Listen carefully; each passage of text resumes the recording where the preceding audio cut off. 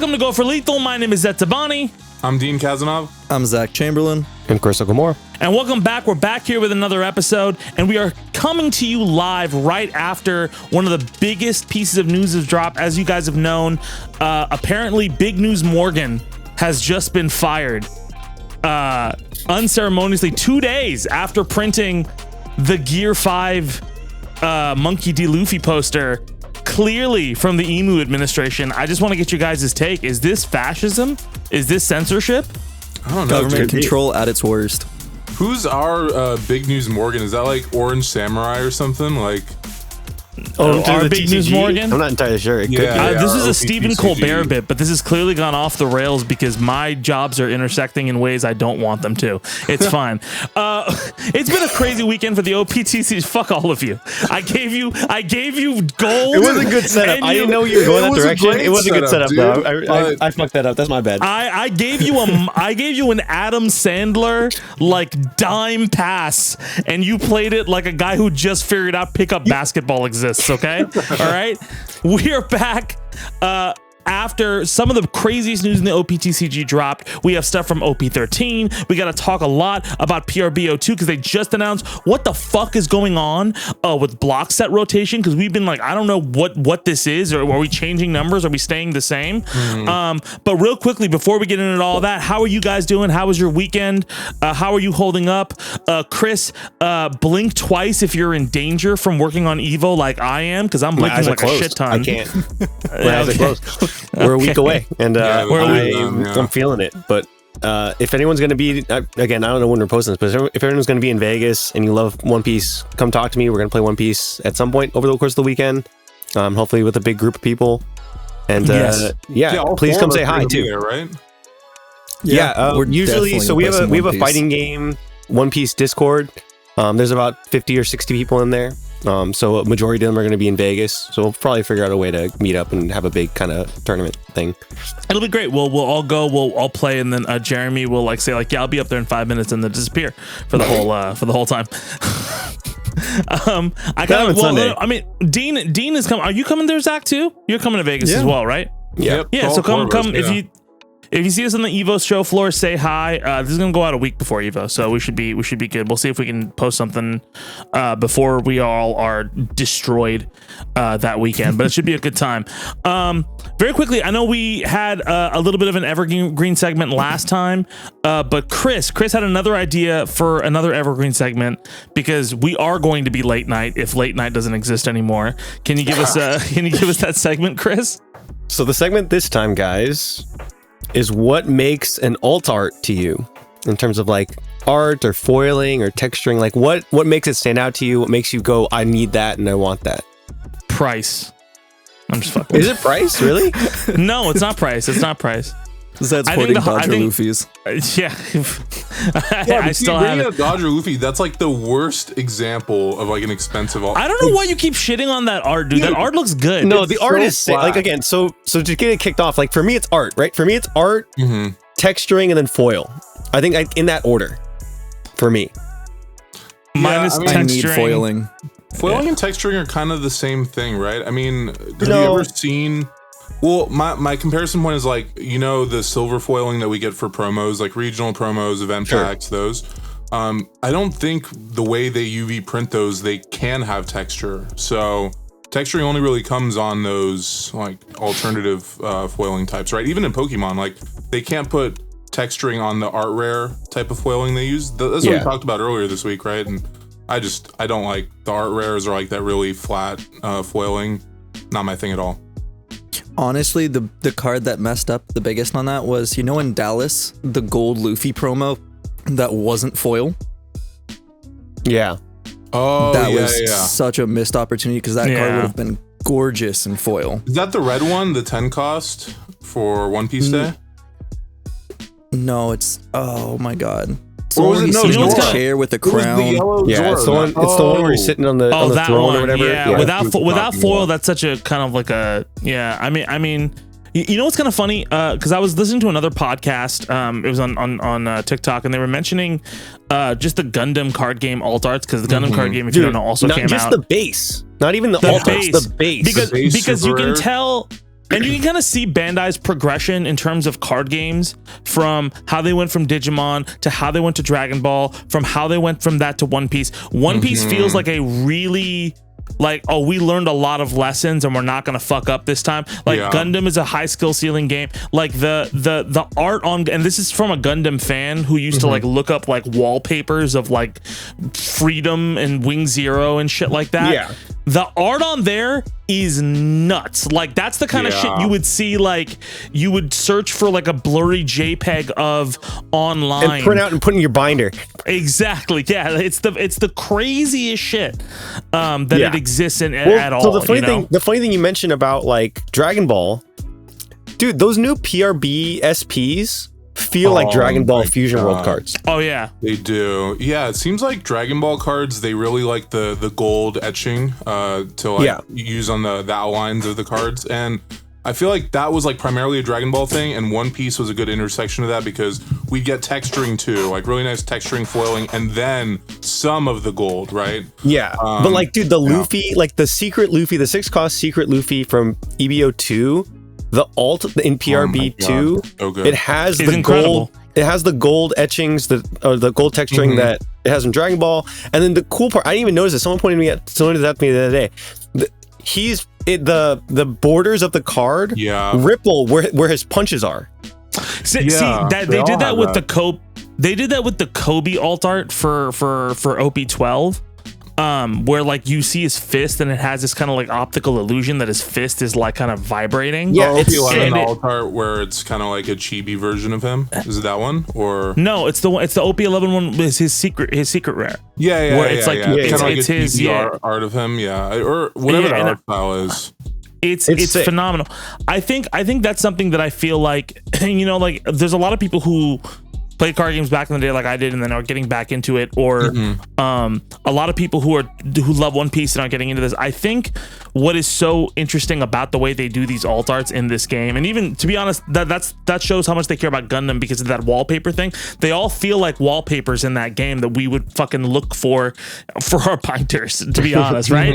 And like for One Piece, I love that each alt art has like an idea. It's not just, hey, here's some cool art. There's an idea to that art. Here's Hody Jones hyper realistic.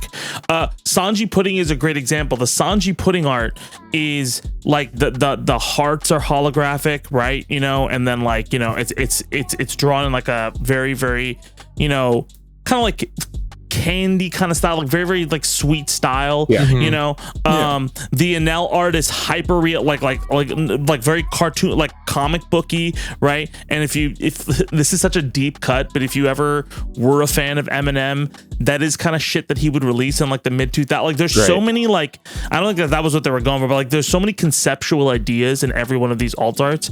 For me, Chris, if you're asking, I think it's art and texture, right? I think I put those on the same level, but then I do think it's an important part that the card has to be good too. Like if you make a Pizarro alt art, there's one person on earth who will give a shit.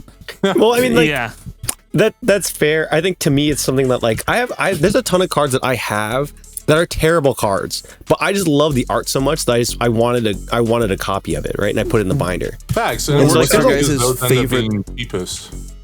What's your guys' favorite textured card then, or foiled card? All of them. Oh, foiled card, or are we talking alt art? No. I have a basic bitch answer. I have a very basic bitch answer. It's the Gear 5 Luffy from OPO5. I think the way that art. Here's why. Is the one with the comic book one just the basic alt art or the manga? It's the comic book one. It's the comic book one, right? Where it says Gear 5. Yeah, where it says Gear 5 on it, right? Like I love it feels like a celebration of the idea of that moment. Like it feels like a celebration of that moment. And I love that because it's the, like you were talking about what's the Charizard? That was like the Charizard of this game for like a little bit. Yeah, like you couldn't really use it like for a bunch of decks, but like it's such a, everybody knows about 10 drop Time Walk Luffy, right? And like even playing that card felt felt really, really good. Like whenever, like when it was that alt art that was played, that was so much fun. Just because I like the Gear 5 popping out. It feels cartoony. It feels like you're bringing this joyous deck to life. And then the other version of it, and then my other favorite is probably Dean's favorite, Gecko. Oh, the dude, Gecko alt art. Is very nice with the scissors like cutting away at the shadows, but the texturing on that is incredible. It's like next level. Yeah, I'm curious how you feel about the OP10 versions with that same art style from the Luffy, right? Because they did it again for Gear 4, and then they did it for Law, right? Those are I don't like those. No, yeah, I collect one of every alt art pretty much. And I avoid the ones I really hate, and all three of those for that art style. 4 if you count the Shanks from OP01. Remember, he also had like that prefacing background with his name. Yeah, I just don't like that. It feels so clip arty, and I don't like the Gear 4. I don't like the Gear 4 one. Well, the Gear 4 one's not bad. I don't hate that. But the Law one and the Shanks one, I'm not a fan. Like it's not Chris, it's not the same. It doesn't fit. Yeah. I think for me, for a long time it was the OP01 Yamato, the 5-drop with the orangey kind of background and texture. I love that card. I thought that was such a unique card. And then it transitioned to the OP07. Well, I guess OP06. It's the OP07 SP, but it's the Onami with her and Otama with the lanterns in the background. Like, I love that card so much. I think those two are like really special. That is a pretty card, actually. What about you, Zach? So mine's a tie. OP10 Kuzan. That like all shadow and ice alt art. Oh yeah, that's very cool. Beautiful that's alt very art. Cool. And PRB Red Rock. I love that card. PRB Red Rock is a pretty gorgeous. It's a gorgeous card. I feel like we're on the Home Shopping Network. This is a gorgeous card, guys, and you can get it right now for $38 on TCG Player. Dude, I wish Red Rocks were $38. Sign me up right now. On that. Yeah, this is like my piece. It was a period piece I was doing. I was doing it from that was me from like 3 years ago or a year. I'm tired. Fuck it. PRB songs got bought out by scalpers. I'm just saying words. Shut up.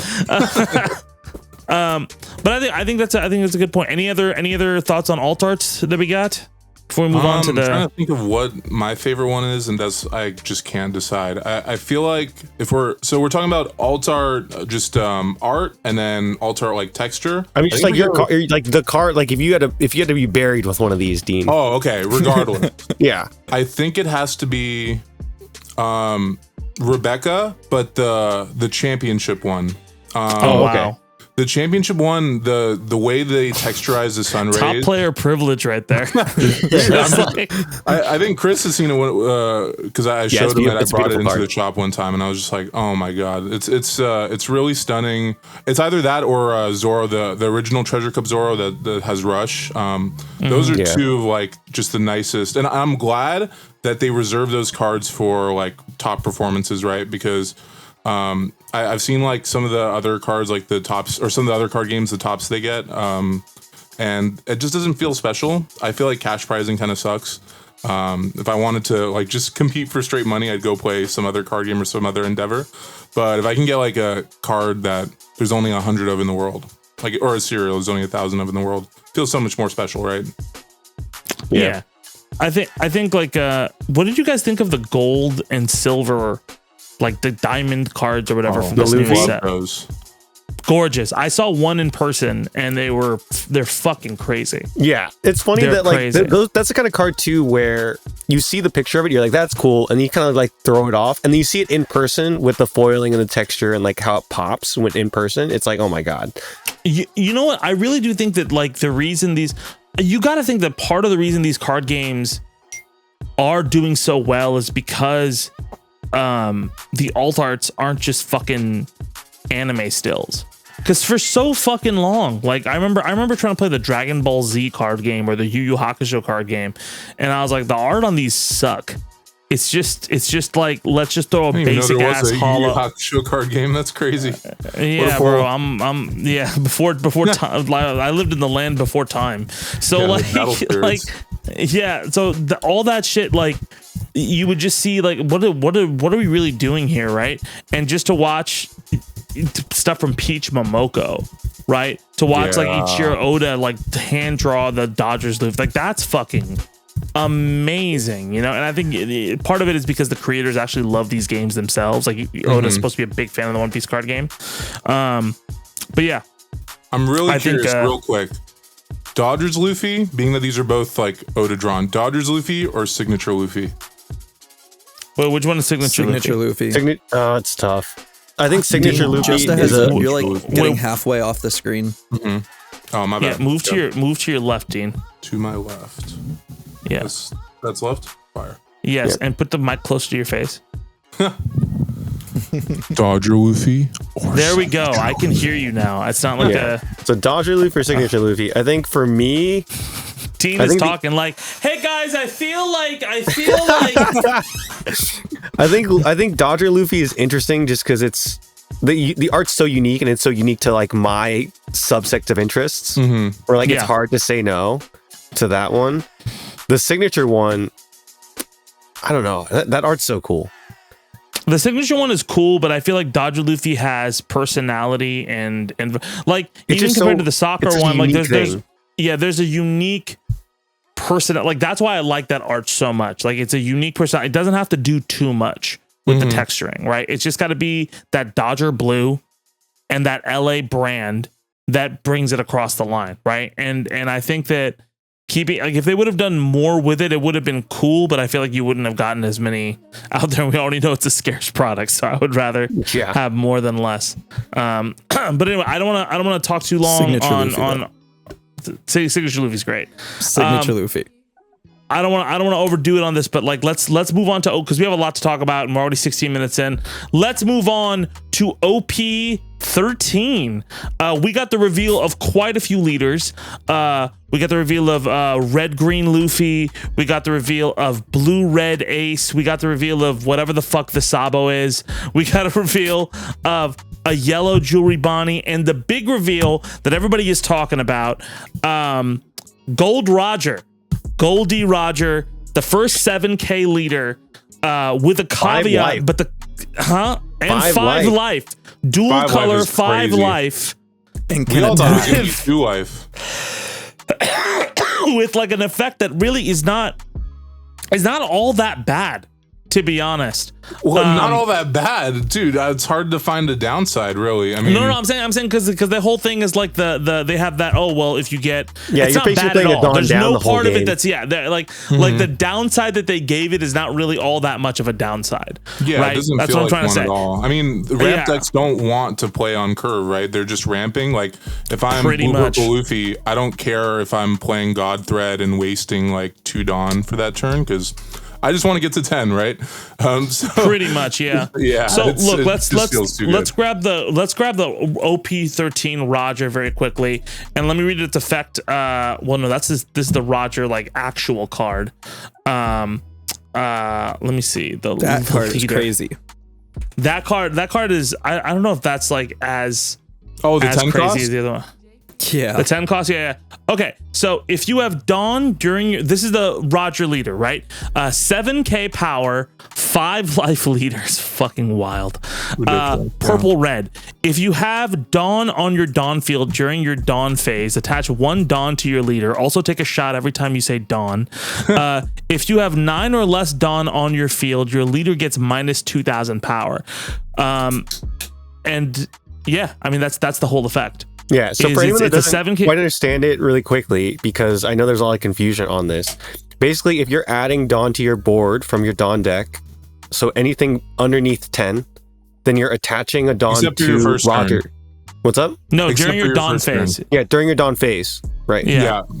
Yeah, so you're attaching. You wouldn't add for your first. So, for example, you go first or you go second. You don't add one of those Dawn to the leader, which enables. No, wait, you to search, don't you? Because don't you start at 0 and you're technically no, adding? No, you do not. This is why I wanted to bring this up, because this was a lot of people were confused about this. Yeah. So then, basically, you're basically playing a Dawn down from your second to however fast you can ramp to 10 turn. Mm-hmm. You're playing a Dawn down, and then until then, you're basically playing at 5K life, or 5K leader. But again, it's not. Oh no! Given the 5K support, leader. Given the support, like literally Yeah. everything, every was- piece of support this card gets, was ridiculous. This leader has is just like, hey, like it's like 2 cost. I don't know, fucking Crocus Buggy or Shanks, Buggy get or rid of whatever. Dawn. Yeah, if you sneeze, add Arrested Dawn and then pass. Like that's what every fucking card is. It's like here's a crazy effect. Also add Arrested Dawn. Yeah, like this, the Rayleigh, or those two, the Rayleigh. Like there's a bunch of stuff that the support for this deck. The thing that I was saying, because Dean and I were on the night that it dropped, talking on Discord, and then we've talked quite a bit about it afterwards. Like, it really depended on the support it was going to get. And then now it got all the support that it needs. And then now this deck is... Everything that we were theorying before we got the support is a little off now, because this deck is so... Like, it's so tuned. It feels all like... this is going to be weird to say. It feels a lot like Green Purple Luffy and a lot like Shanks, where its support is so tuned for what this deck wants to do and wants to get done that it's hard to put in a lot of other tech options or things that you would like want to put in there just because it doesn't quite fit. Well, there's 2 things I would want to say to that. Number one, just to point out, there's a lot of the things in this card, a lot of ramp in this card that is not exclusive to Roger Pirates. Right. So like, but it's all on they play. gotta ban blue purple at some point because there's some shit in there that's fucking crazy. Yeah, Zach sees a ram card, said on play. Whoa, you don't get those against me. Okay. Yeah. But like I was gonna say, like the ramp is crazy already, right? The other side of it is, I really actually don't. There's a Gold Roger. Excuse me. The Gold Roger 10 drop for it's like -3 Dawn. Your leader gets plus 2k, right, till the opponent's next turn, and then minus 2k from everything on the opponent's field, right? I'll be very honest with you. I don't think you play, but you can only play it if you're Roger Pirates. It negates all effects of non-Roger Pirate cards. And it negates the effect of your leader. That is a very important thing. Yeah. So if your leader isn't Roger Pirates. If your leader isn't Roger Pirates. No, it doesn't, no matter what. Your leader ability. Because the thing is, it's a -3 Dawn on play, right? Yes. So your leader's going to go down to 7 Dawn, which means if you didn't negate your own leader ability, you would go back to 5k, right? So the important note here is it negates your leader ability and all on your side, all non-Roger Pirate abilities. It just says your leader. Wait, no, it says your leader and characters. So your leader is separate from characters without the Roger Pirate effects. Correct. Oh, that's fucking nuts. Yeah, I don't know if I like it. Okay, actually, yeah, that is fucking gas. It seems so good, right? Like I think it's a 4 of in any capacity of the deck, but it's tough because, and I was talking to Chris about this, the entire imagination I had for the deck was, kind of a blue purple Luffy clone that focuses on additional power instead of additional card advantage like blue purple does. But the things you need to do like to get that effect, like Newgate, Katakuri, Nine Mom, Dragon, Rayleigh, like all of those are, except for Rayleigh, are non-Roger Pirates, and they won't work. Because it's negated, you won't even get the on-play ability. So I don't really know what the identity of this deck is going forward. Wait, like I think Rayleigh is he's the only one. He's saying everything else, right? He's saying he was just naming cards that we were theory crafting before the support dropped, like what you would put in here, right? I mean, but I feel like what you're saying, you know what, like when you're talking about those, I don't think it's close to green purple. I think it's more like, I mean, the plus power is very green purple, but I feel like this feels very Shanksy. He was saying in the way that all the support for the deck comes within the set. It's not like they trickled it like with Blackbeard, right? We got, or Thriller Bark is a really good example of that. We get like 1 or 2 new Thriller Bark cards every set. But here they were just like, okay, Roger's coming out of this set. All the support for Roger's also coming out of this set. It just enters the meta. It just feels like, oh, the deck list is so tight with the Roger Pirates they're dropping here. There's really not a lot of room or like a lot of sense to put other stuff in here. Because like the main card that I was telling Dean that was gas was the Newgate. Yeah. Right? The 9-cost Newgate to me is like the perfect card to put in this deck. But because you run the 10-drop Roger, it really doesn't make sense anymore. Didn't people buy out the Newgate right after this leader was announced? People bought out that Newgate, and then they were like, "Oh yeah, shit out of luck, bro. Enjoy." There were like 6 or 7 of us watching real late when they revealed all these leaders. Chris and I being two of them. And the second we saw, they were like, "Oh, we just ran to TCG Player to buy." We all bought a playset of hey, thank you Core TCG, by the way. We all bought a playset of Newgate alt arts, and we're just like, yeah, because dude, they were crazy. So at the time that night they were $5 a piece. So all of us, literally, we bought out probably 30 or 40 of them, and then the price the next day was at like $12. Just crazy. It's still like not that You're much. the problem. You know that, right? You guys are the problem. Again, Dude, I only bought a playset. Yeah, the facts. thing was, I just want to play. Yeah, I only bought for me. Oh, no, the thing was that there were you said 8 like of you us. bought 40 of them. I was like, you bought 40. No. Bro. I'm saying between the group of us, there's like 8 of us in the call. I just can't imagine to go into Chris's house. There's just like a stack of nougats. Yo, bro, take one on the way out. No, dude, there's like 8 of us in the call, and then as soon as they dropped that Roger, it was like 3 a.m. and they dropped the Roger, and we're like, oh. Yeah, and we all ran to go buy those Newgates. Yeah, and then we had a little debate like we had at the beginning of this episode. We were like, OPO2 Newgate alt art or PRB Newgate alt art? And we kind of split down the middle. Me and Chris both went PRB, and then some of our other friends went OPO2. And I was like, nah, dude, the OPO2 one, that's just a still frame. That's that. Yeah, that's just his face. No, that's just the One Piece is real. It's just that meme on an alt art. So is that like the hyper realistic face of him? No, that's the SP. That's out of my price range. I'm not getting a playset of this. Yeah, so you want a playset of that? Just flex. Yeah. I think I mean I don't know. I mean there are a lot of people who are saying this is going to be a tier 0 deck. I don't know if we can judge it that quick, because I mean hey, like every fucking. Yeah, I don't think it's tier 0. I think it's definitely tier 1 with what it is. I mean, like, look, like even things like PB Luffy having difficulty. Like, if he gets that 6-7 Luffy out, he gets the like even the threat of 7K puts him at least is like slightly competitive, even though like having issues in other areas, right? So if you have a 7K with that 10 drop Roger, I mean that's. I had a completely different point until I saw that it negated your leader as well. I thought it only negated things without Roger Pirates. That's nuts. Well, I just don't like this category of late game deck that they've been producing lately that like just negates the usual counter to a late game deck, right? Is aggro. Like, dude, you can have a crazy effect for the late game, but don't make it impossible for my smaller bodies that I spend developing to attack into. And that's, I mean, it seems like it's this. Nami's a good example of this too. Blue Purple does it in the form of card advantage. It doesn't boost your leader, right? But I just feel like it's kind of just like a cop out that these like late game decks that are you're supposed to win once you get to like 10 Dawn and beyond, or like 5 turns. They're like guaranteeing it. They're like, okay, if you get to 10, you win. It's a guarantee. So I have a hot take. Hot take on this deck. Then I don't think it will be as broken as we all think. I think there will be decks that counter. I don't think so. It won't be either. Yeah. Bello Betty, I think, will absolutely dog walk this deck. And I think Bello Betty is the devil for every other 5 life. 5 life. That's true. 5 life leaders. I like Rayleigh into this a lot. Rayleigh will be good into this. I like Rayleigh into this. I like. I honestly do any of the Rayleigh cards work in this? Like any, because there's some like Roger Pirate cards from Rayleigh that are red that would.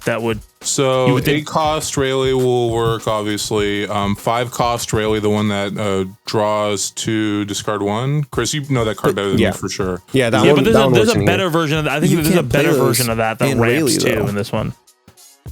There's a new one. Yeah, there's a purple one that comes out with Roger. Yeah, there's a purple card that's, I think it's like an 8 drop or like a 5. Like there's an 8 drop. It's an 8 drop blocker. Well, all the new cards, are gonna work with it. Yeah. That card's also a little unfair. So that means on your 9 Dawn turn when you're putting 1 on leader, right? You can play that. Go to 10 because it ramps you at the end of turn to hit your. So it effectively becomes a plus 2k for the turn, right?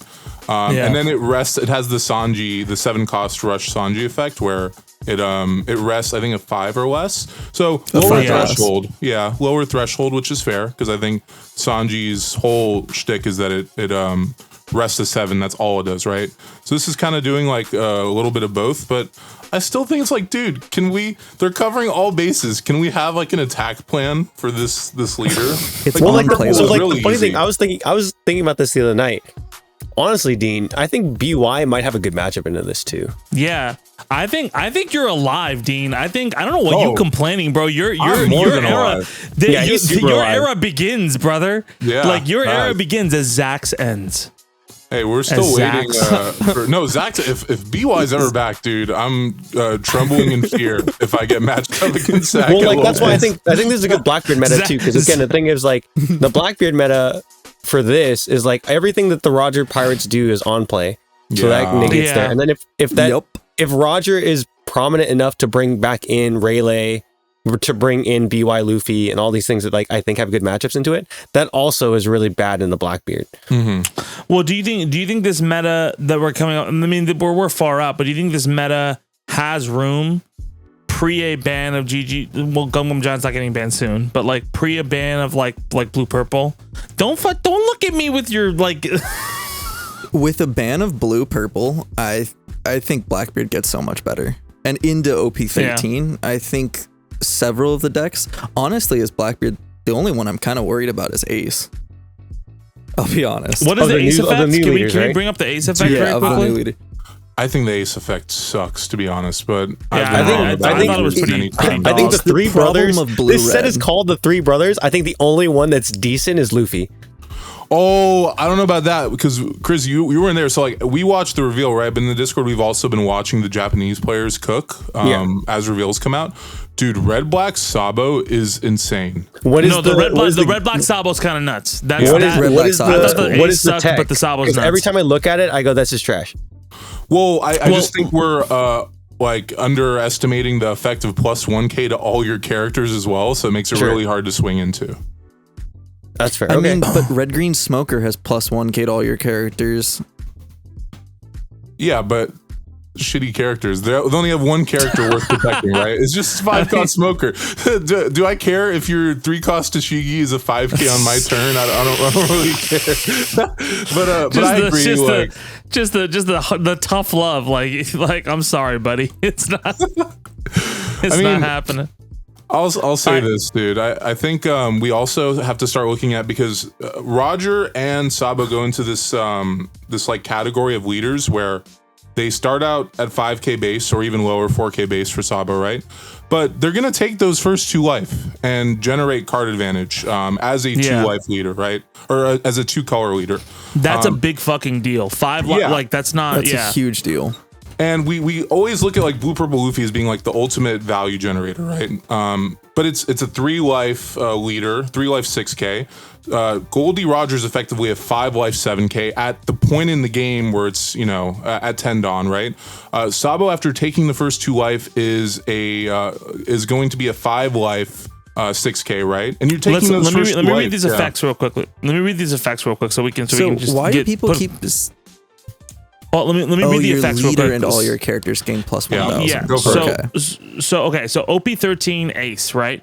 On opponent's attack, once per turn, you may trash 1 card and give one of your opponent's leader or character cards minus 2,000 power for this battle. Dawn X1, once per turn, when you take damage or one of your characters with a base power of 6,000 or more would be KO'd, draw a card. And it's a 6K 3 life leader. Yes. I don't think this is great. It's the Whitebeard support. No, it has support. The Marcos on KO that bring themselves back, or like cheeky stuff like that, I think will be really fun. I mean, and then you have the 10 cost Whitebeard for 2 legends. Like they need, like, guys, will you please play this fucking card? We made an altar. Please play this fucking card. The deck has support. I won't lie there. Yeah. And but then I just look at like all the other 6K leaders. What's the point? And then you have the Red Black Sabo, which is 5,000 5 life. That's so fucking crazy. Dual leaders with 5 life. Revel Army. If you have 4 or more life cards, this character gains minus 1,000 power. Oh, boo hoo. I'm going to take the first life anyway. Exactly. If you have 4 or more. So that's until you take the first 2. But still, that's fine. That's fine. That's what I'm saying is like, that's for 2 free cards. Luffy is like the king of like card and value generation, right? But it doesn't do that until like after after it gets to Tendon, right? So this leader just gets to do it earlier in the game because it's getting those first 2 life, and then it's a 6k like 3 life leader, but with 2 extra cards in hand because you just took the first 2 life. I think that's crazy. But you're not gaining any more card advantage after that. I didn't read the second part of the effect. Yeah. Dawn X1. If you have an 8 cost or higher character on board, your leader and characters gain plus 1k. Bro, that's pretty fucking busted. That's pretty fucking good. Yeah, that's pretty fucking good. But it's an 8k or more. So you if they clear your 8 cost or more, you lose. If you clear your 8 cost or more, you have an 8 gone. cost. No, it just checks. If they clear you have an 8 cost, do you know how many fucking revolutionary Robin? Yeah, that's what it is. That's it. Robin, and that's a 6 cost, and she becomes an 8. There's so many cards. Right? Yeah, there's also so many cards. Yeah, there's also so many cards that like just add cost now to things, and removal is so. I mean, like you're gonna like removal is much harder in this game than it has ever been.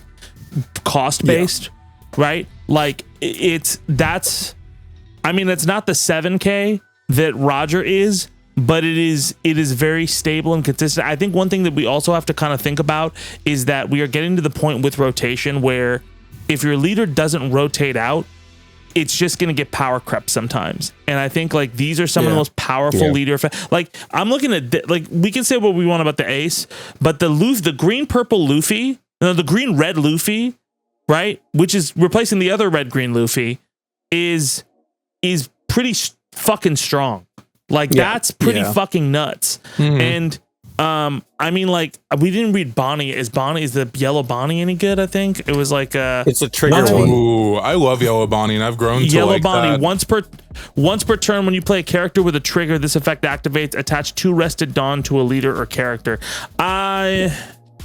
It sounds so bad off rip, but and you know when Chris and I saw these reveals for the first time, I was like, this doesn't really seem good because most of the bodies, especially top end, don't have trigger on them, right? Yeah. Or why wouldn't you just play ST21 Luffy then? It's the same thing, and you have rush for everything.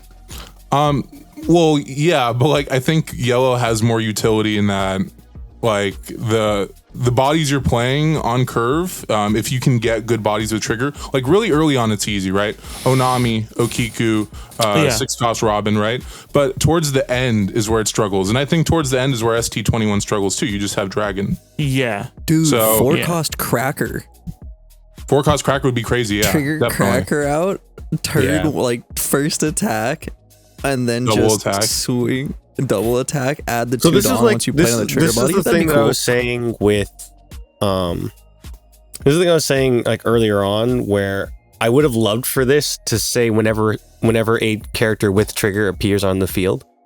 Yeah, I would have loved that to be a thing rather than I have to play it with trigger, like a player card with trigger. Well, how would you trigger on your? Well, would you still be playing it if it comes from life? Because it tells you to play the character. Yeah, it comes from life. I'm saying like Dean, in the case of like if I'm swinging on you or if I'm swinging on something else and they trigger Okiku, then my ability triggers. Oh, yeah. Oh, that would be cool. That would be busted though. That would be why would that be useful? That wouldn't be busted. No, because it's trigger protection on my end, right? It's like, you triggered, but I still get an advantage off of it. Yeah, but I think the whole but that's identity yellow of the countering deck. Yellow. Yeah, exactly. Yeah, and then it's also once per turn this effect anyway. So like, but it's just an added thing, right? It's like the thing where I talked about with it's like it's a small change that I think would have made it, and it's not a game changer, but it's a little something that like makes it slightly better. Yeah, definitely. I think depending on like how the identity of the deck goes, you're going to be running so many triggers anyways, so your game plan is to use it anyways, right? Right. So I don't think it's like a huge hit, but I just look at like the real pitfalls of the deck that we talked about, or the pitfalls of the leader we talked about like a week or 2 weeks ago, where that you don't really have top end that has triggers that you want to be playing, but that Bonney is insane. The 9-cost Bonney. Yeah, the 9-cost one, right? Yeah, that's a crazy card. Do you have that translation, Zed? The 9-cost Bonney. Let me go. Yeah. The thing that's funny is I think that card is better in Vegapunk. Yeah, way better. That card's way better in Vegapunk than it is in Bonney. But it is crazy. Is the one where she looks like a little kid? It is the one that they got. No, it's the one that they shouldn't have drawn. It's the one that should not be used for Gooners. Yeah, it's the one that should not have been drawn. I don't think this is that egregious, but like I can understand. It's a jewel girl. It's pretty egregious. I don't know. If your leader has the egghead type, your opponent adds the top life card to their hand. Then this card gains rush. Trigger, if your life is 1 or less, you may rest up to one of your. Okay, yeah, this is kind of busted. Then with that Bonney, that's fucking kind of nuts. They take a life, so it's reject, right? They take a life, and then you produce a 10k attack and a 7k attack because you're gonna put that 2-don on leader, probably, right?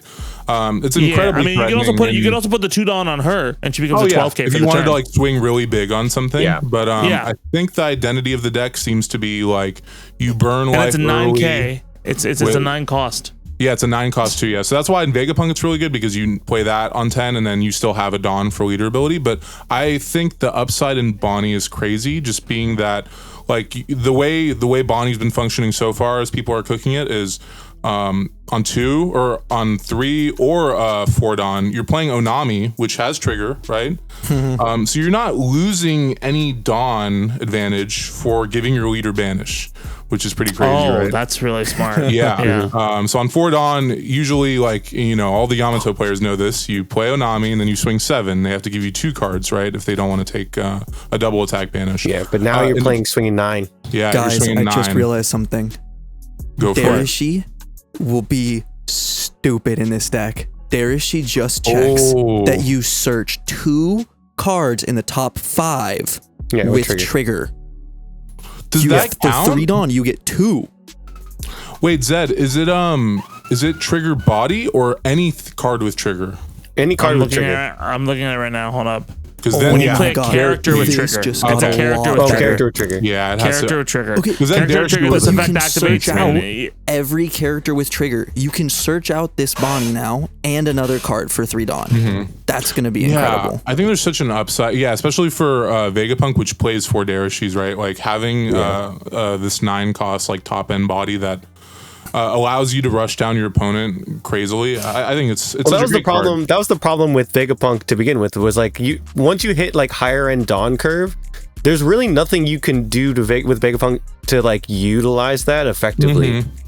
So like giving it a big body like this is kind of crazy. Yeah. Wait, so then are we saying that all of these leaders are pretty? I mean, do you still think the ace is pretty shit, Dean? Because if it feels like I think the ace is pretty shit, unfortunately. I'm not a fan of the ace, but but I understand that support. Like I think that's the only one that I'm kind of like lukewarm on. All of these other leaders within context seem incredibly strong. Like seem very. I mean, like, look. It's shit to me, but shit to me is not tier 1. That's kind of the category for me. I put everything in tier 1 as like in my zone of like playability. Dean saw Talladega Nights and saw that scene where he was like, "If you're not first, you're last," and it was like, I took that to heart. No, I'm kind of with Dean too, in just a case of like, if I think that a deck's fun and I'll play it. But it's kind of the thing of like, what am I going to run into?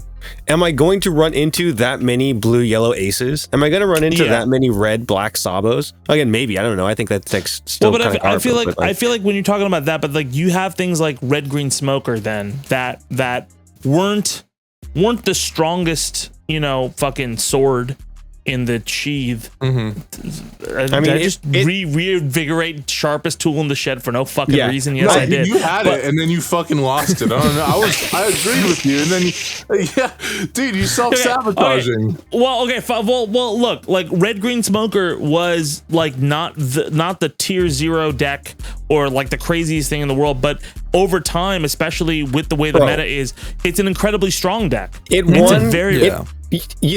Now again, I think we all agree it kind of lucked out in its matchups and like, but it won Japan regionals the set it came out.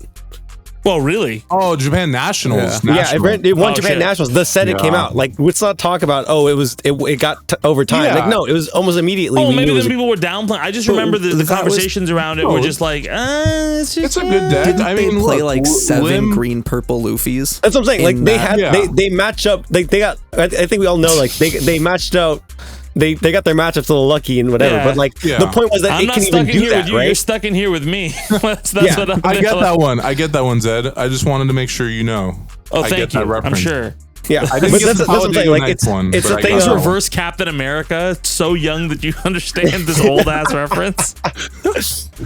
I'll say this. I think any deck can top. Any deck can win a regionals. We saw Lim win a regionals, right? Like, we have a Whitebeard player. You say that so fucking like condescending. Like, any deck can top. Any deck can. You're like the fucking critic from Ratatouille, right? You're just going like, anybody can cook. Yeah. Hey man, at the end of the movie, he realized that anybody can cook, and so Dean's in his phase right now. He's realizing anyone can cook. Dean's gonna play like some skinny guy, and he's gonna go, I'm sorry, I'm not the guy playing you. He's gonna take off his hat, and it's just gonna be a rat. Just a rat. Just cooking, just absolutely destroying me, seeing 4 Sanji puddings, dude.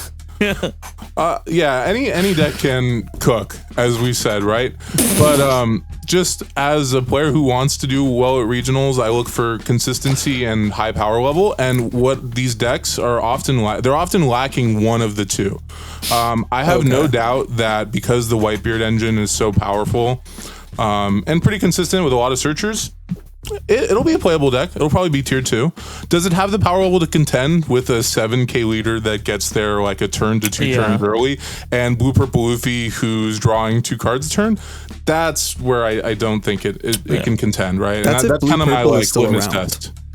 But even if blue purple is not around, like I think he has a point, especially with things like, I mean, if you have to pick just solely on like what's the most consistent deck of these, I feel you go directly to red black Sabo or red green, purple red, Roger, or Roger, of these 5, right? But I'm saying, like, I feel like this spread of leaders, I haven't seen this consistent of a spread of leaders in quite a few sets, like I feel like, because even in OP09 when we got Shanks and Blackbeard, Buggy and Robin and Luffy in that set had a lot of problems with standing out and doing things, and like maybe that'll happen this time, but like on the face of it, like these character, like on the face of it, the leader effects just feel strong in what we're thinking, 100%. And like.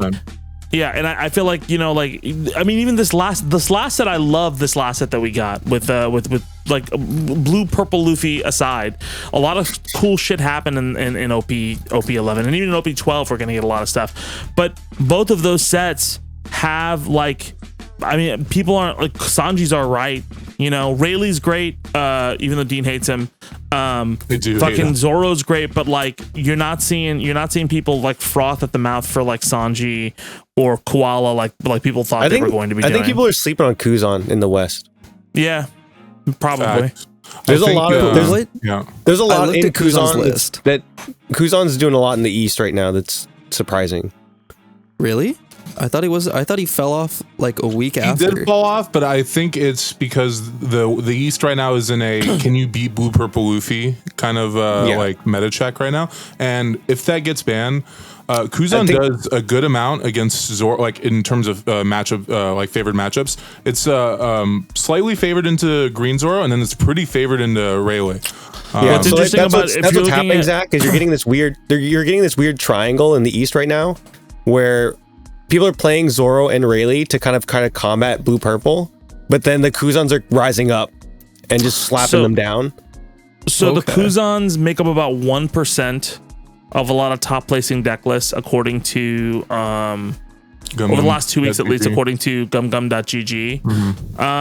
But ironically, the top 3 decks, 12% are green purple Luffy, 22% are are blue purple Luffy, and 26% are Zoro, green Zoro, which I believe that. I think that deck continues to be a as it continues to develop, is very, very strong. Well, the thing with Green Zoro, I think Dean and I were talking about this. Green Zoro is a very like, I don't want to be derogatory, but like it's a pretty autopilot-y deck. It's a curve deck. Yeah, you have to play on curve. You don't play on curve. Fucking tough luck, buddy. Just straight up. I mean, I mean it is a pretty autopilot-y deck. So like, again, in terms of when you're playing decks that are like green, purple, and UP, like decks that need a little more require a little more piloting. Like the skill that when you're looking at like general numbers, those are just there's harder decks to pilot. So like there's more variance in where like, again, when you're talking about like matchup spreads and things like that, looking at general numbers and like tournament results, it's tough because like when you're looking at top player results, they're going to be more different than I don't than like sorry, not to interrupt. No, but you're good. I don't I'm think like talking in circles. I don't think that like, oh, it's a curve deck is really like a great, because let's be very real, Shanks is a curve deck. Yeah, no, it Shanks is a curve deck. It is. And when you would see good Shanks players, they know when you see like a big brain Shanks move, it's fucking cool because you're like, oh my god, it exists. Big brain Shanks move. Do I play 10 Shanks or 8 Railway? Shut the fuck up. I mean, like see, okay, so as I played a lot of Shanks. I thought that deck gained a lot of variance when you had the 5-drop Luffy's. That I ran a variation of it where you had 2 Namis and 2 Utas. Sure. Right, where you didn't have like 4 of each, and so it was like half Straw Hats, half Red Hair Pirates, and I fucking loved that build. I won quite a lot of shit with that build because of how like it was also we were talking about like the randomness of card games, right? You're trying to build your board with whatever you get, and it was very fun to see kind of how those things interacted and getting your way out of situations. It wasn't just the same like, oh, I'm playing Rayleigh on 8 and then I'm gonna play Shanks and then I'm gonna play other Shanks. The problem with Shanks is, again, you're right, there's some variance in there, but it's variance to get to the same play line. Yeah, I'll agree with that. Right, like it's literally, okay, I want to get to 10 Shanks, I want to get to Rayleigh, I want to get to these big drops. How do I get there safely? And then everything beyond that is to set up for those big drops. Where like when you play decks like green purple, even like blue purple, stuff like that, like there's like the choices you're making are a little more variance to like, okay, am I going the Kali Curry route? Am I going this like big mom heal every time drop like route? Like there's different routes that you're going. Where there's the thing with Shanks, like, again, you're saying top level Shanks play, bro. I watched I don't know how many Japan finals where the Shanks player just got Shanks and he has too many 2Ks or he has oops all 10 drops, like, and he just loses. Like, I just fucking sniff a counter, dude. Yeah, like I saw it too many times to think like, oh, okay, this is again the curve is very strong with that. I'm not gonna argue that, right? But like you're also thinking like, you know, I'm not even trying to play devil's advocate. We had talked before about like how I felt about like Blackbeard being just this deck where like, okay, we're just getting to 10 beard, that's all we're doing, right? But then like some of the best Blackbeard plays I would see from other people was when they got to 10 beard and they didn't play it, right? Where they're like, okay, well, I'm not playing 10 beard this turn because you set up pretty much for me to play 10 beard and get fucked. Yeah, right? Because Dean, I know you have the red rock in hand. Right, exactly. But I have so much other shit in my, like I've prepped for it and I'm built playing around this. Well, I think the difference is like strategy. The difference is I don't think Blackbeard's a curve deck. I think Blackbeard's a reactionary deck. I think the Blackbeard's there to react to whatever you're doing, and it's playing very reactionary. Where like Shanks is literally, I'm gonna do my best turn every time, or my whatever the best card I have in my hand is. I'm playing this every time. That's fair. That's fair. 4-drop Lucky Roo is the fucking. What do you think, Zach? Yeah. My comment on Blackbeard with this, and this goes back to Green Zoro. Blackbeard is a reactionary deck where you're trying to push your opponent into certain play lines that you can answer and continuously answer and slowly lock them out of the game. Or beat them down and lock them out of the game at the same time. Green Zoro is new, and it's very easy to autopilot and just do the curve. So I think after a couple weeks of all of us learning Green Zoro, the play rate and how often it wins will go down because people will figure out how to beat it. Yeah, I agree. So I agree. That I don't think Green Zoro will be as good as it is right now in the East, but I do think it will be one of the best decks. just because it's easy to play. Yeah, it's easy to play. That's what I was saying earlier. Where like when you look at the play rates and the tournament rates, it's easy to play in Pilot. So like those rates are going to be more inflated than if you're playing in like a high level tournament, or even if your local has a lot of good players at it. Right? Mm-hmm. Has there been a deck where we see in the East that is? I mean, I guess you would say blue purple, but like to the extent it's dominant and it's like a problem in Japan, because it feels like a lot of the like Thanos is coming threat level like decks in Japan come to the West and face a Bello Betty player, and it's like fucking very tough for it to kind of live out, you know. Well, Zoro pretty much killed Bello Betty in the East. At least that's what the sentiment is. I don't know how much I agree with that, but I would say, to answer your question, as much as like we don't want this answer, it is blue purple, and not just because of the power ceiling. Obviously, like Sanji Big Mom's really powerful, right?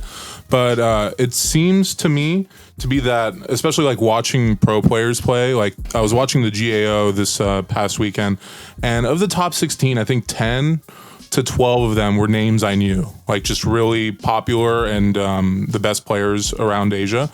And it was just insane to see like stream games, etc., where these players would low roll like hell, like not see enough ramp, not see Sanji, etc., but make these like minute decisions, like minuscule decisions that would snowball and win them the game, you know? And I think that's where blue purple is really powerful, in the same way like a lot of those same players were on BY, is that yes, you have an objective, you're trying to get to 10 Dawn, like, you know, spam 9 cost bodies, right? But the little decisions you can make when things don't go your way and you don't high roll, they don't lock you out of the game the same way they do with other decks, right? Like with Zoro, if you don't see Tashigi or Cavendish or Hody, any of these cards, right? If Shanks doesn't see 10 drop Shanks or 8 cost Rayleigh in any capacity, you're probably locked out of that game. You just pack it up and fucking, you know, get ready for round 2 and maybe shuffle a little better, right? But go back to the craps table. Yeah, in Vegas. Yeah, go back to the craps table, lose some more money. But I think Zach has a huge testament to this, because we just played at locals on Friday, and it's like I didn't see any ramp that game. But I just, with a bunch of like really small decisions, was able to play myself back into that game at a point where I felt like I was not winning at all. Like I think Chris is watching that game too. He's like, dude, Dean's just cooked here, right? You got 2 8-cost Katakuris out almost on curve. I hate that card. Yeah, ban. But I mean, like even like the flip side of that, right? Like I played again. People, I know a lot of people that are local watch this. So like, but like I played Joey on Friday too. Same event, same tournament. Mm-hmm. Right? I played Joey and he played blue purple, and I was playing Nami. And I think Dean was sitting next to him. He didn't see anything, like no counter, no nothing. And I knew, and I was trying to swing him down, and I couldn't swing him down. And eventually I won, but that game was way closer than it should have been, given Joey's hand. Yeah, the deck has incredible survivability and skill ceiling, despite being like on its surface a brain dead deck, right? Yeah. So I think it needs to go for that same reason. I think it needs to go.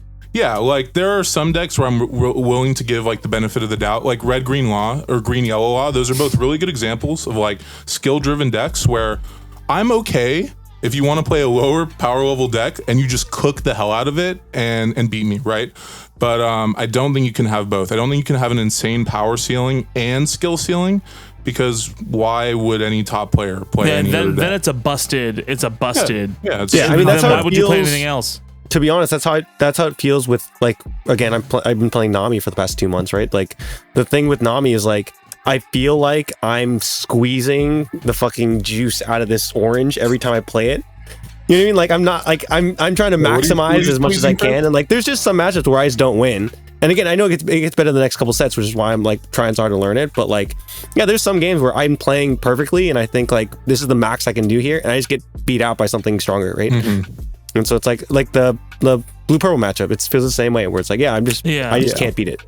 Well, we've talked about this in card games. It's something that fucking happens. We'll talk about this in fighting games too, like where it's something that happens. Like, there's a character named Sea Viper in Street Fighter 4 when it came out. Sea Viper is this highly technical character, who was when they came up with the initial tier list, she was 7th out of like 14, which is really not great, right? She was like bad. Like, and then in Japan, where they're like, you're either first or you're last in the Street Fighter world, like it's just like she's bad. Why would you play Sagata or Ryu? Just whatever, right?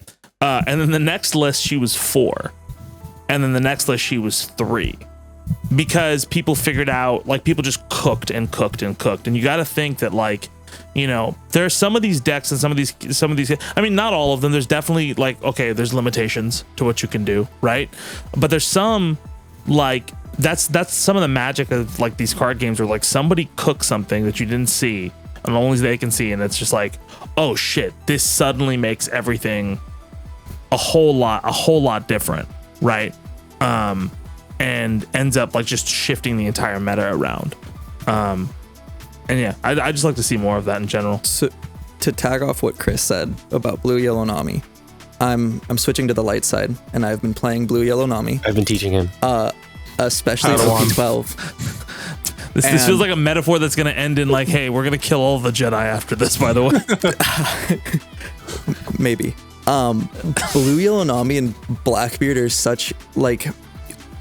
When I first started playing Blue Yellow Nami, I realized there was so much learning to do, because there were so many minute details that at the end of the game would change the game. And I was like, oh, okay, if I made one play slightly at turn 3, I would have won at turn 10. And I realized, because Blackbeard's the same way, and I was like, ooh, this is mean. And then every game after that with Blue Yellow Nami, it's almost been like every game I've lost, I was like, okay, I either drew horrifically, like absolutely all my 6-cost Kumas were at the last 5 cards of my deck, or kind of like that. I think going into OP12, as people cook more with those decks, those will be the best decks. Yeah, I 100% agree. I think, you know, as we get more used to formats and they equalize it with a ban list, if that's implying they ban the correct cards, Bondi. Like, if you don't ban Giant or Blue Purple Luffy Leader, you're actually smoking something. So, provided they ban Red Green Smoker just to fuck with people. Just like, like, some people were calling for Hody and Karasu ban. I'm like, some people, was that Zach? No, Zach wants Karasu ban bad. No, I do not. Who said somebody? He's on play. Somebody said Hody. Yes, I did hear Hody, but which was kind of weird. Hody. I see a lot of like memes about Karasu. Yeah. Ban category first. No, dude, ban Hody, you get the event next set. Like, who the fuck cares? Exactly. Like, yeah, that's kind of where I'm at. But like, provided they ban the right cards and equalize the format, I think skill intensive decks should be the top echelon. You know what I mean? Like, I think it's good, and it's always healthy that, like, you can be really skill intensive and play a really consistent deck, but you can just get high rolled by shanks that, like, this happened to me at regionals to one of my friends in the Valley, right? He just sat down, and I was playing Bonney, which I would say was a more skill intensive deck in that format right after Gecko and Ice Age got banned. And bro just went 5 Luffy, 8 Rayleigh, 8 Rayleigh, 10 Shanks, and I just lost, right? And I think, you know, I think you're doubting the skill of the heart of the cards of that Shanks right now. Yeah, dude, heart of the cards is a strategy, as much as people hate to admit it.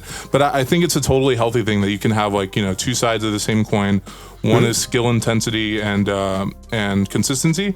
And yeah, the only other thing that sucks is, like, the other side of the coin, where I think I told Dean this a bunch, where it's like green yellow law, bro. That deck is so skill intensive for, like, the benefit you get is so small.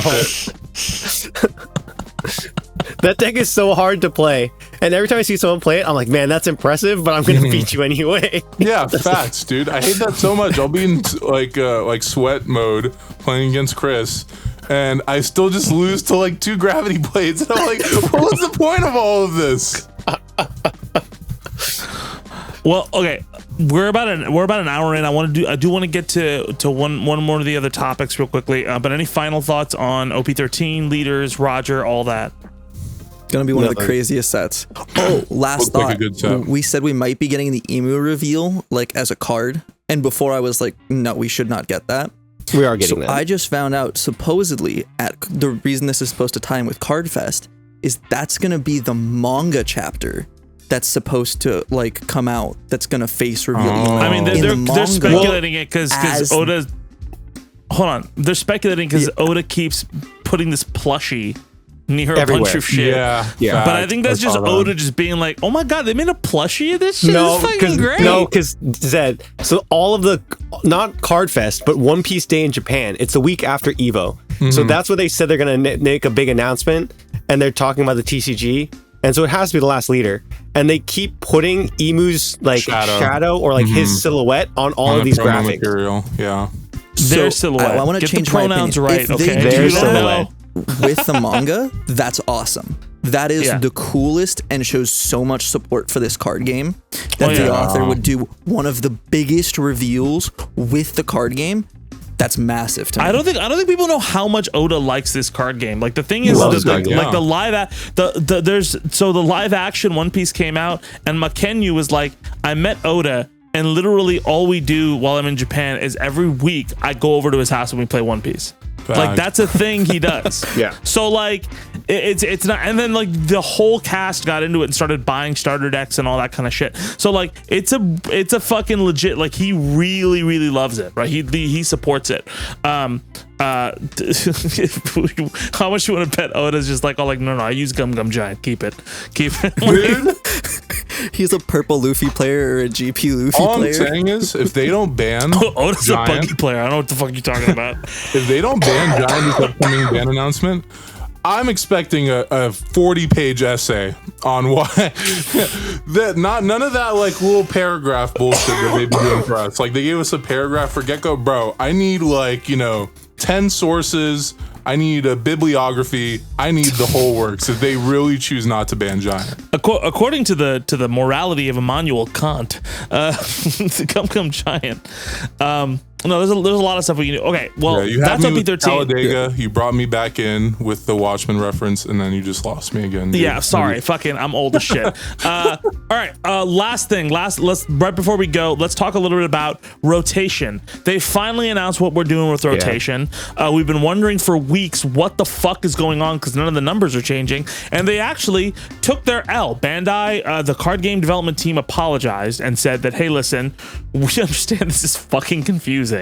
Are bad, but essentially after April 26th, when the rotation kicks in, then they're going to start updating block numbers. But in terms of cards that are released, right, all the cards in PRBO2 that get released with the block numbers, right, will be legal for the next 3 to 4 years or whatever the fuck, right? So PRBO2, if you're there, you got on Noah's Ark before everything else drowned, all right, or whatever the equivalent of that is in One Piece. And maybe it's still Noah's Ark, whatever. And then they released a list of cards that will be legal moving forward from the first PRB, I think, or something, or the first set of stuff. And it has stuff like Gum Gum Jet Gatling, Gum Gum Rain, it has the one cost Nami is back, right? It has about like I Can Be Your Samurai or whatever. Huge. Bonney. But one cost Bonney, the supernova searcher, which suggests there's probably going to be a lot more supernova support in the future. Well, it confirmed that people weren't sure about the legality of mangas because originally they just showed like 4 of the mangas that they're like, these are going to always be legal. I think Nami was one of them, the Searcher Nami for Straw Hats in red. Black Sabo, which I was a big fan of because BY dies that card, and then it was like 2 other mangas. I think it was Shanks and maybe one other manga. And something else. Yeah. But I've linked it in our little Discord chat what the actual list is. Yeah, and so exactly. That's really helpful because that list shows that every manga is now going to be grandfathered in. Yes, every manga is grandfathered in, but then there's this list of legal. No, just the manga. No. So just mangas will always be legal. They will not rotate regardless of their block number. But then for PRBO2, any cards with a 1 block number are automatically updated to block 4. They just probably made this decision after the printers were already running. Yeah, so there's five. They're just doing them. They're doing them one set at a time, I think. So I don't think we'll get any like updated block 2 or 3 numbers yet. But anything block 1 is updated to 4. Yeah, so 15. So there's 15 cards they mentioned. It's not only block 1; it's some stuff from OPO4 as well. Is it really? So yeah, so it's 2 cost 2 cost killer blocker for green. The I Can Be Your Samurai, the 1 cost Bonney Searcher, the 2 cost Brook, 2K for red. That gives you 2 Rested Dawn. By the way, Zach, you don't have to put all of this on screen when you're editing this later, so it's okay. Thank God. The timestamp's gonna go crazy for this section right here. The 3 cost 5K Hina that does I think -4 or minus something. Yeah, that one. Is it -4? How much does that do? It's the black -4. one. Yeah, that's a huge dub for black because it was really going to miss. Basically, that's the only big cost reduction left because they banned everything else. So yeah, I mean, you have the Shirahoshi, the 4 cost Shirahoshi. No, that's block 1. So that is rip, dude. 2 cost Curly to Dan, which is going to be great for Zoro decks, right? I mean, or is Zoro dying? Is Zoro gone?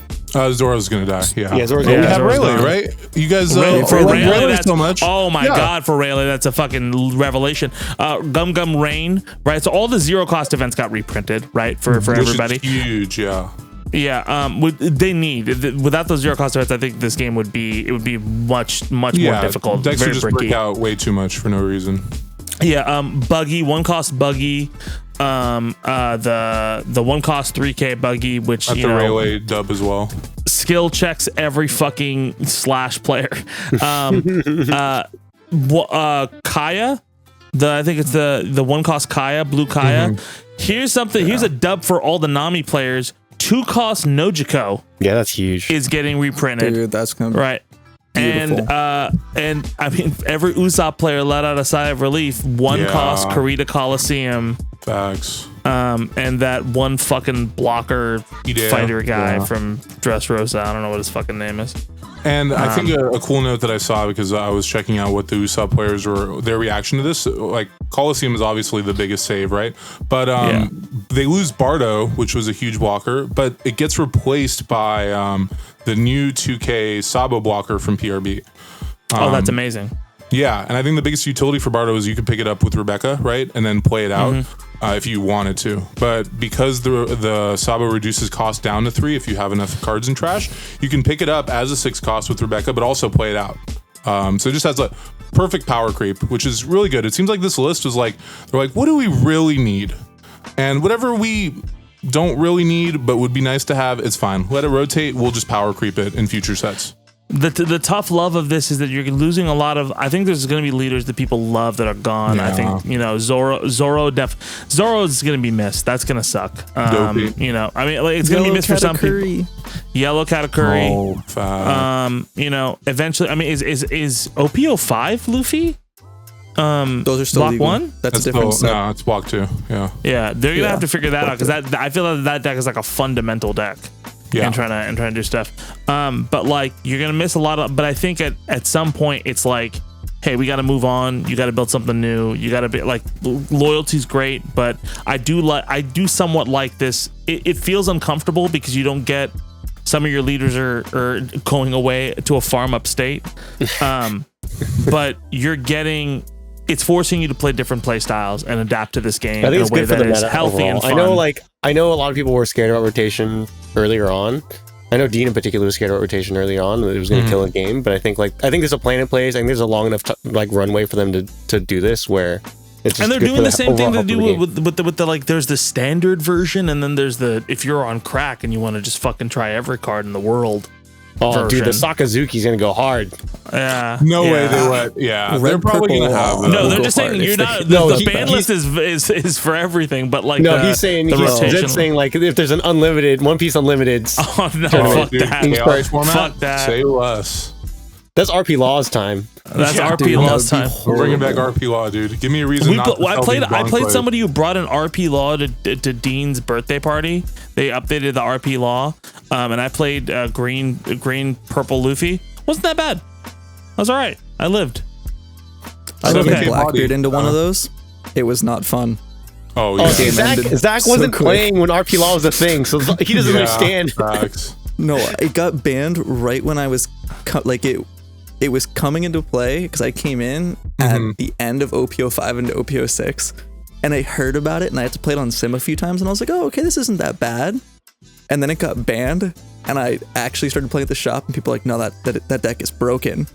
And I forget who I played against at the shop, and I was like, oh, this is why this deck got banned. Yeah. It's ridiculous. Yeah. Which it sucks that we're about to get that. You poor sweet child of summer. What do you know of spiders as big as a bear eating your children or some shit like that? Okay, dude, what's this reference? I gotta know. Game of Thrones. It's not that fucking old. Okay, Jesus fuck. That's less than 8 years, bro. Okay, you were a long time. So anyway, shut the fuck up, Chris. All right, I didn't say anything. We're cutting. Okay, final thoughts. Final thoughts before we leave. OP13 is correct. No, go Blackbeard. Go Blackbeard. Go Bears. Am I crazy? Am I crazy that I want 9-mom banned before Gum Gum Giant? Yeah. No. I think no.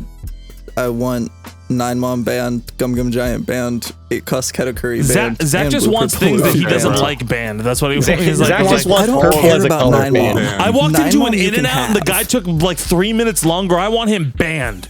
I want him gone. I want the guy banned from this arcade. Yeah, pretty much. Yeah, they'll get that reference soon. All right. If you like what you saw, please leave us a comment, like, subscribe, send us your lethals so we can talk. We have to actually fucking do that at some point, and we're gonna be doing. We have Evo next week.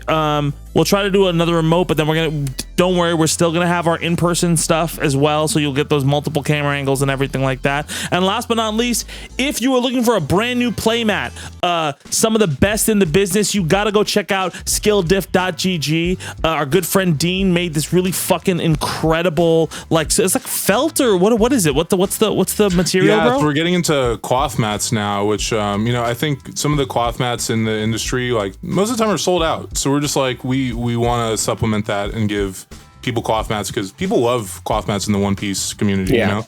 But the cool part I will say about the mat, the Big Mom, Whole Cake Island kind of mat that Dean and Skilldiff have right now, it's like a cloth top with like rubber bottom. So it's like kind of the best of both worlds. It's sick. Mm-hmm. It feels really, really nice to play on. You don't get those weird little goosebumps when you pull up the fucking card and you're like, I accidentally like kind of like scratch the edge of it or whatever, right? Absolutely worth getting. Go to skilldiff.gg. You can get 5% off with our code GoForLethal5, right? Helps the show, helps you because you get a brand new mat. And then if you see us in person, I'll give you like a high five, or you can avoid the high five. I will not try to give you a high five if you get that. Trying to hit you in the face. Denial voucher. Yeah, exactly. There you go. But anyway, we appreciate you guys watching. My name is Bonney. I'm Dean Kazanov. I'm Zach Chamberlain. I'm Chris Okamura. We'll catch y'all soon.